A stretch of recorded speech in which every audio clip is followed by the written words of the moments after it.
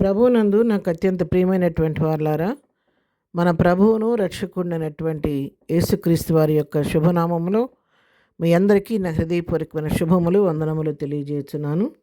ఉదయకాల సమయంలో దేవుని వాక్యాన్ని ధ్యానం చేసుకుందాము. ఈరోజు వాక్య ధ్యానము కొరకు మనం తీసుకున్నటువంటి లేఖన భాగము రోమీలకు రాసిన పత్రిక 2వ అధ్యాయము 6వ వచనం చదువుకుందాం. ఆయన ప్రతివానికి వాని క్రియలు చొప్పున ప్రతిఫలం ఇచ్చును. ఆమెన్. దేవుని నామమున మహిమ కలుగును గాక. ఇక్కడ వాక్య భాగాన్ని మనం గమనించినట్లయితే ప్రతి వానికి ఏ పక్షపాతం లేదు. ప్రతి వారికి వారు చేసిన క్రియలను బట్టి దేవుడు ప్రతిఫలం ఇచ్చే దేవుడై ఉన్నాడు.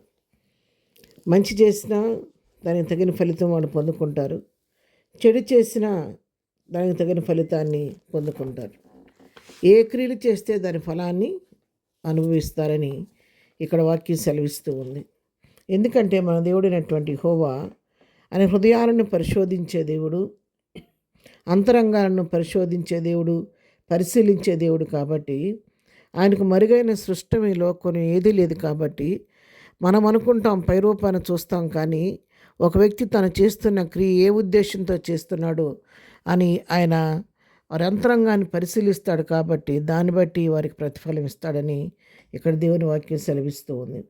ఇర్మియా గ్రంథం 17వ అధ్యాయం 10వ వచనం మనం చదువుకుంటే, ఒకని ప్రవర్తనను బట్టి వాని క్రియల ఫలము చొప్పున ప్రతీకారం చేయుటకు యెహోవాను నేను హృదయమును పరిశోధించవాడను, అంతరింద్రియమును పరీక్షించవాడను.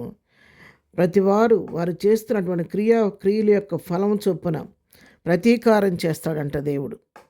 వారు చేసిన క్రియలను బట్టి వారికి ప్రతీకారం చేసి, వారు చేసిన క్రియ ఎటువంటి క్రియ, ఏ ఉద్దేశంతో చేశారో, ఎటువంటి మనసుతో చేశారో, ఎందుకు చేశారో, ప్రతిఫలం ఆశించి చేశారా, ప్రతిఫలం ఆశించకుండా చేశారా, కీడు చేయాలని చేశారా, మేలు చేయాలని చేశారా, ఎందుకు ఆ క్రియ చేశారనేది ఆయన లోతుగా హృదయాంతరంగాలు పరీక్షించి పరిశోధించి వారికి ప్రతిఫలం ఇస్తాడు, అవసరమైతే ప్రతీకారం కూడా ఇస్తాడు అని చెప్పి దేవుని వాక్యం సెలవిస్తూ ఉంది. కీర్తన గ్రంథం 62వ కీర్తన 12వ వచనం చదువుకుంటే, ప్రభువా మనుషులందరికీ వారి వారి క్రియలు చొప్పున నీవే ప్రతిఫలం ఇచ్చుచున్నావు, కాగా కృప చూపుటయు నీది. మనుషులందరికీ వారి వారి క్రియలు చొప్పున ఆయన ప్రతిఫలం ఇచ్చే దేవుడై ఉన్నాడు. కృప కూడా చూపించడానికి ఆయన సిద్ధ మనసు కలిగినటువంటి దేవుడై ఉన్నాడు. యోబు గ్రంథంలోనే 34వ అధ్యాయం 11వ వచనం కూడా మనం చదువుకుంటే, నరుల క్రియలకు తగినట్టుగా ఫలము ఆయన వారికి ఇచ్చును, అందరికీ వారి వారి మార్గములను బట్టి వారికి ఫలం ఇచ్చును.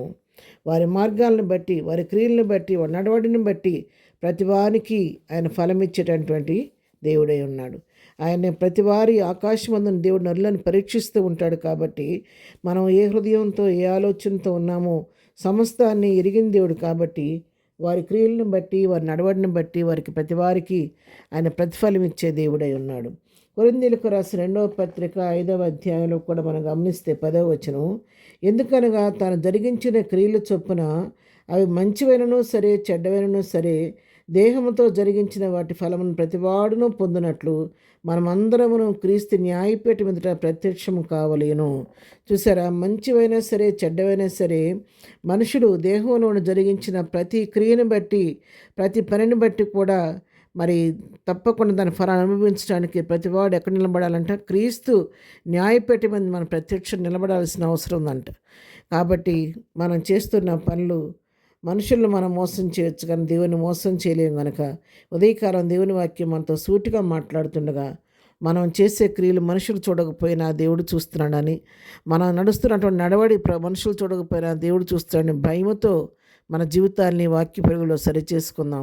ప్రభువుకి ఇష్టమైన మార్గంలో, ప్రభువుకి ఇష్టమైన క్రియలు చేస్తూ ప్రభు దగ్గర నుంచి శ్రేష్టమైన ప్రతిఫలం పొందుకునేవారిగా ప్రభు చిత్త ప్రకారం ముందుకు సాగిపోదాం. ప్రార్థన.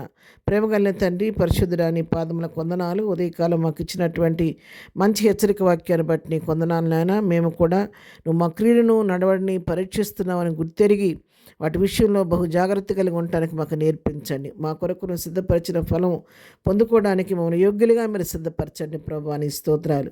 ఇదనం మేము చేయ పనిపాట్లో తోడుగుండండి, చేయ ప్రయాణాల్లో తోడుగుండి నడిపించండి.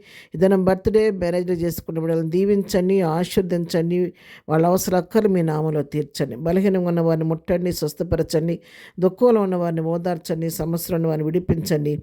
ఏ బిడ్డ ఏ సమస్య ఉన్నా ఈ ఉదయకాలం వారి సమస్యలు పరిష్కరించి ప్రతి వారికి నోటి నవ్వు కలుగు చేసిన కృపలో భద్రపరచమని యేసునామములో ప్రార్థించడి పొందుకొని ఉన్నాము తండ్రి. ఆమెన్.